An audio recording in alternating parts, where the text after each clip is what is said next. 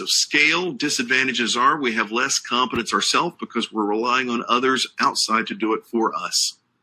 And here is an example that you'll need to know. Accountability for the corporate security policy has to be kept within an organization, even if you outsource the information security function.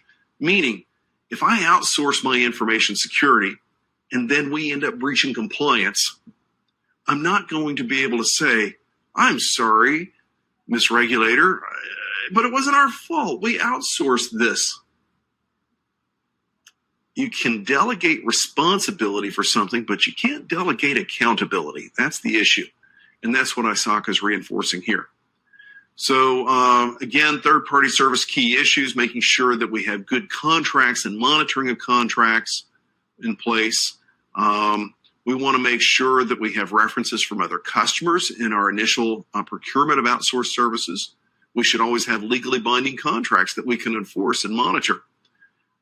Those contracts should include any regulatory legal requirements that we have and pass those on to make sure that our outsourced provider fulfills those as well on our behalf, because we're ultimately accountable in the end of the day anyway. Again, making sure if you're reviewing an outsourced operation, should ensure that outsourced contract does cover for potential disruption of services for those outsourced services as well.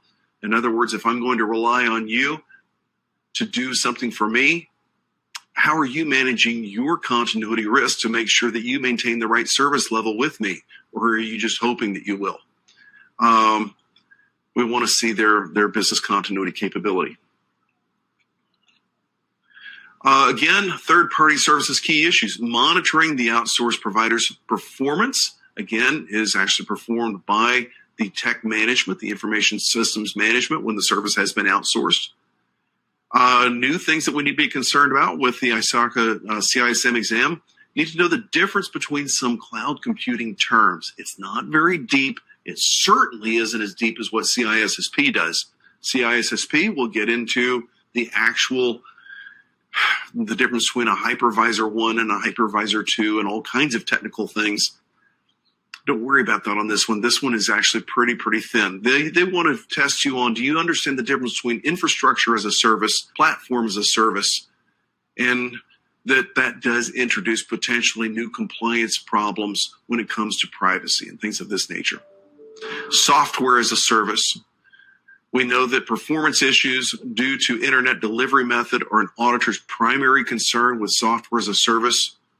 Again, we typically have actually better resilience oftentimes with cloud computing, but ISACA is concerned, but what if your connection to the cloud is down? That would be your biggest, number one concern.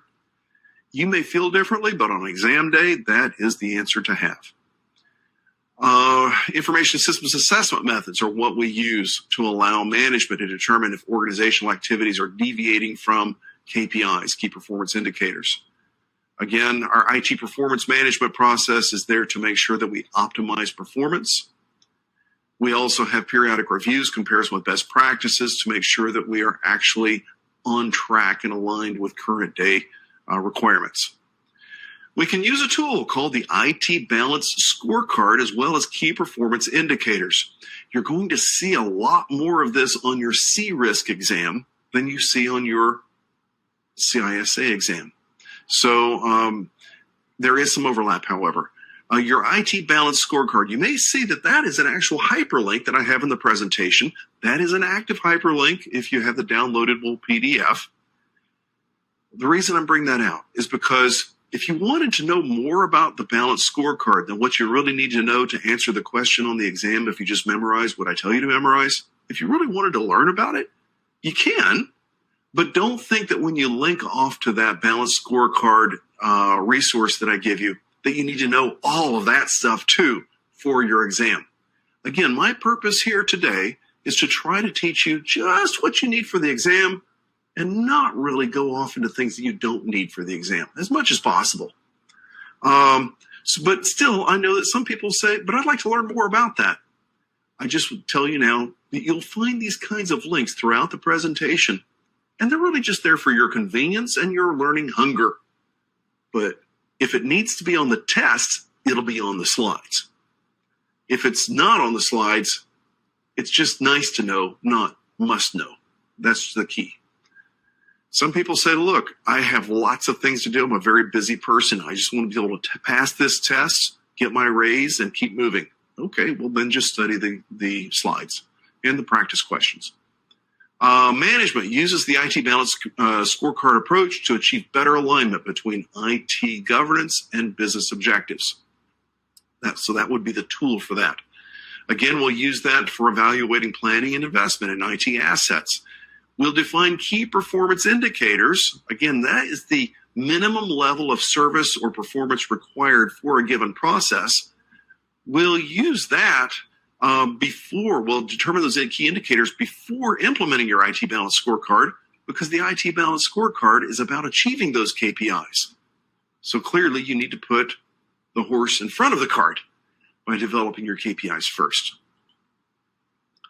So that gets us through the content. We're going to have some more practice questions. By the way, folks, just to go to a quick poll of the audience, how do you like these practice questions, going through them together? Give me a thumbs up or a thumbs down. Do you find this to add value to the class? I'm always trying to keep my ear to the ground to make sure that you have a good course. Do you find this to be helpful when we do practice questions together? Thumbs up or thumbs down?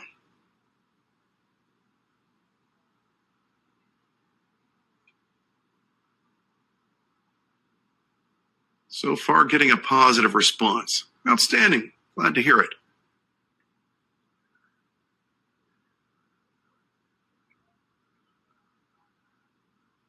Okay, so that lets me know that I'm still on track. Good, I like it. Always good to get feedback from your customer, right? So the primary purpose of effective IT governance is to ensure that IT supports the organization's what? The security objectives, the compliance requirements, the service level standards, or the organization's business plan. What do you think is the best answer? By the way, on your real exam, you actually will have some questions that will say, the best reason is which of the following? Meaning you have 4 okay reasons, and you have to know which one ISACA thinks is best. Yep, that's what you're here for. Hopefully I'll be able to help you with that.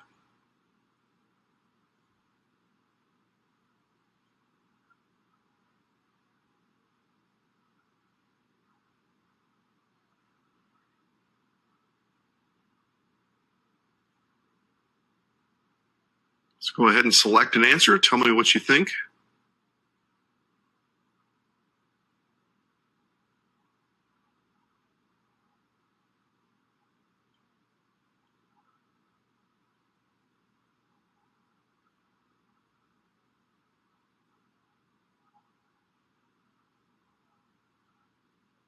Okay.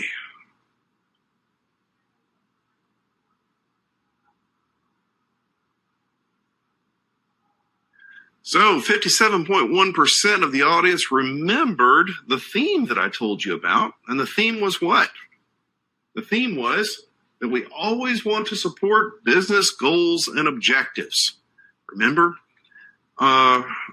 This is another classic example where each of these things is a good thing that your IT governance should support.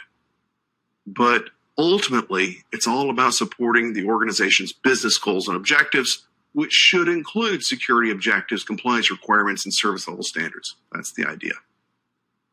Okay, so which of the following types of risk is most likely encountered in a software as a service or SaaS environment? Non-compliance with software license agreements, performance issues due to internet delivery method, higher costs due to software licensing requirements, higher costs due to the need to update to compatible hardware. What do you think?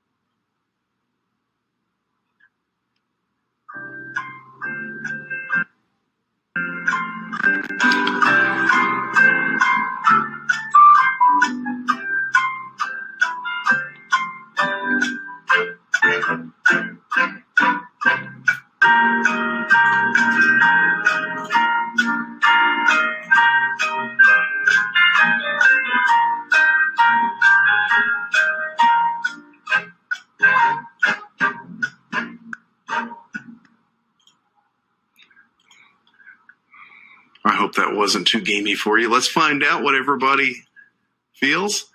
Performance issues due to internet delivery method. Yes, you are correct. And again, don't try to logically figure these things out on your own. They're all good answers. Again, it goes back to what ISACA feels is the most likely reason to encounter a risk. And they are, again, worried about that ISP connection with the cloud for software as a service delivery environment. IT governance is ultimately the responsibility of whom? The board of directors and senior management. IT administration, the board of directors, or senior management. Which one do you think?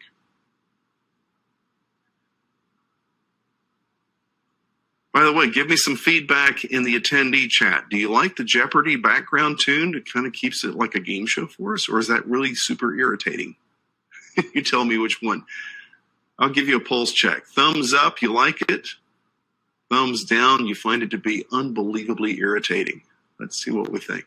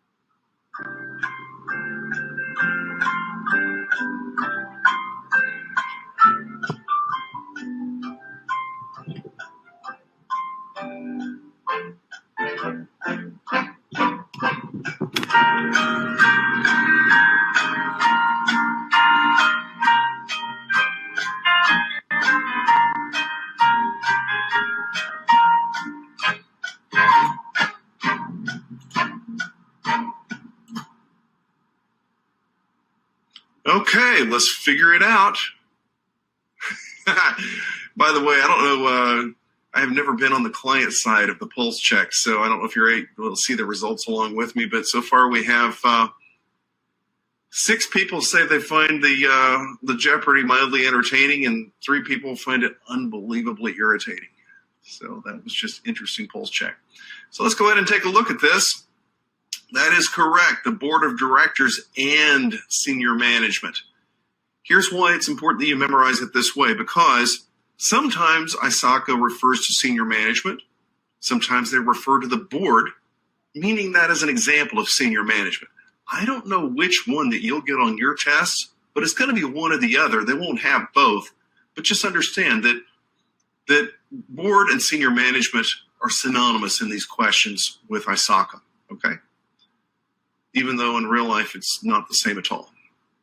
So moving along, the IT steering committee's roles and responsibilities should be defined in what? The organization's security policies, the organization's operations policies, the organization's IT strategic planning, or the organization's formal charter. What do you think?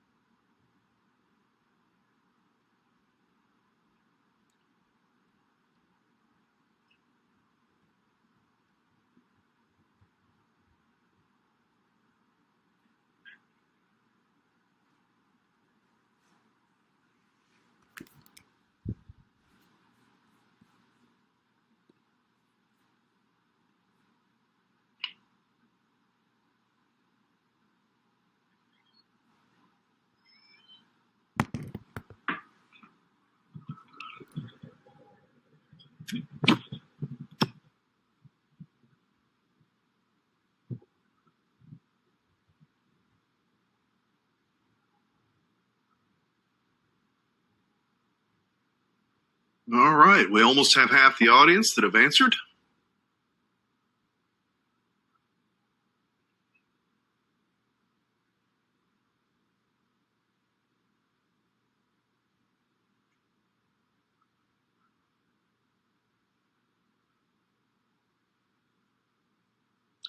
And 57.1% of the people remembered correctly that we want to define these things in a formal charter. Approving and monitoring major projects, the status of information systems plans and budgets are the functions of what? Senior management, the board of directors, the IS steering committee, or IT management. Which one do you feel? By the way, this is where we need to practice an exam-taking method known as RTFQ. Does everybody know what RTFQ stands for? Read the something question. Read the, what would F be good for? Read the foolish question? Could be. Could be read the fantastic question? Could be. RTFQ, meaning read the question carefully because they're not talking about managing IS plans or budgets. They're talking about monitoring and approving these things. That's a very important differentiator, isn't it? RTFQ, read the foolish question.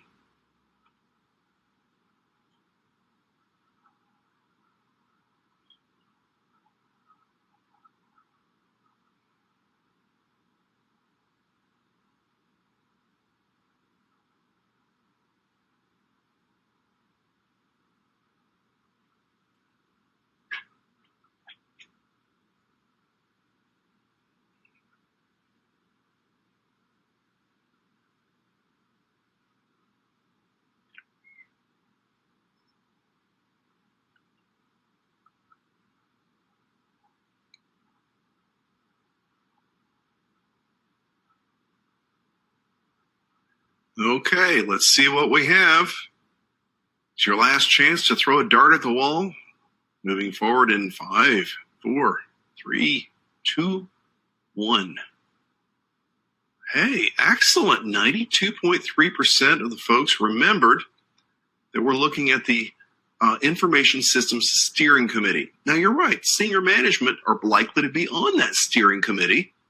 But that steering committee has its formal charter, and these are its responsibilities: approving, monitoring major projects, the status of IS plans and budgets. Good job there. So top management, mediating between what? Improved strategic alignment. Mediating between the imperatives of business and technology, control objectives and technology, service level requirements and technology, or IT strategies, guidelines, and procedures. Which show the answers do you think is proper?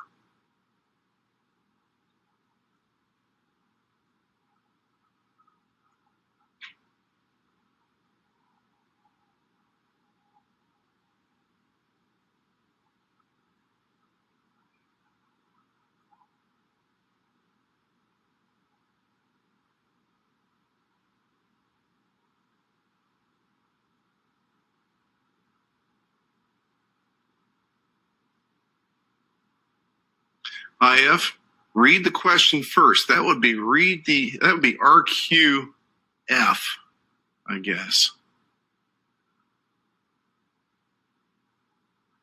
Yeah, RTFQ is something else. You can Google it. It's actually a recognized term. Just one that isn't politically appropriate for me to say out loud or put into a chat. By the way, neither should you. Lindsay's probably grabbing her forehead. Oh, gosh, Alan, don't put this into the permanent record. Please don't. So, top management mediating between the imperatives of business and technology improves strategic alignment. Again, strategic alignment is all about making sure that what we're doing supports business goals and objectives. And if I take a look through all of the answers, only one of them mentions business. And that would be the first one. So 76.9% of you remembered the proper answer. Again, we're looking for strategic alignment. IT strategies, guidelines, procedures are really about, again, that's not really a function of top management anyway at that point. So what should be driven by what to ensure strategic alignment? IT security procedures should be driven by IT security policies. IT guidelines should be driven by IT security policies.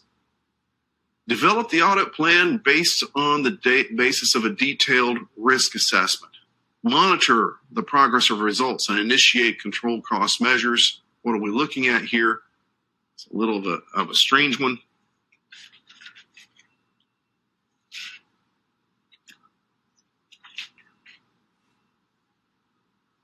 That one I think is, take a look at that.